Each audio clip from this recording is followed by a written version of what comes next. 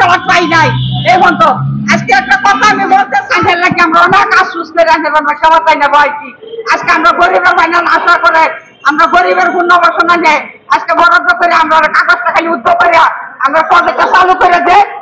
টাকা লাগবে না আজকে শহীদ পরিবারের সন্তান একটা টাকা দেওয়ার মালিক আছে আজকে যেই সরকার থাকে যত বড় বড় গপ্প করে যত সরকারি দেখান একটা শহীদ পরিবারের সরকার এখন একটা সরকার আমি দেখি নাই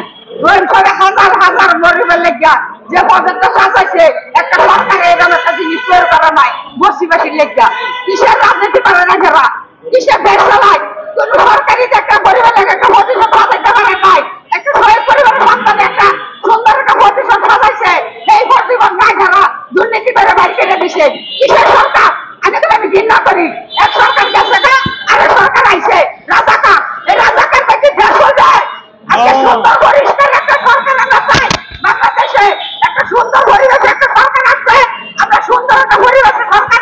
একটা গ্রহণ করবো পরিবেশ কিসের সরকার দেখছি বলছি লালপুর থেকে সরকার গেছে যেন সরকার নিছে আরেক সরকার আসলে দুর্নীতি করে নিছে দেশে আমরা সব সরকারই আমরা চিনি যে কে ভালো সরকার অবশ্য দুর্নীতিবাজ সরকার কোন সরকার ভালো না আমরা একটা সুন্দর পরিবেশ দাদা ভাই বোনেরা গরিব ভাই বোনের বিষয়ে দাঁড়াইবে সেই সমস্ত সরকারকে আমরা বাংলাদেশে আমরা চাই আজকে একটা সরকারের উপযুক্ত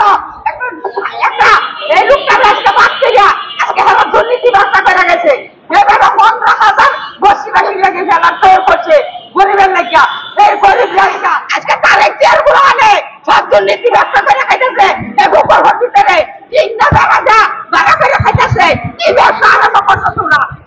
কিসের ব্যবসা এই দুর্নীতি ব্যবসা বাদ দাও ক্ষমতা হোক সুন্দর পজিশনে একটা রাষ্ট্র চালাবে না হোক রাষ্ট্র দিয়ে চালাই করবে না আজকে নতুন একটা দল এই দলে আজকে সমর্থন করবো বাংলাদেশের সরকার কে হয় না না হোক আজকে আমরা বস্তিবাসী যে পর্যন্ত আমরা দাবি আদায় না হবো এই পর্যন্ত আমরা রাস্তা ছাড়বো না আমরা রাস্তায় হয়ে থাকবো কিসের রাজনীতি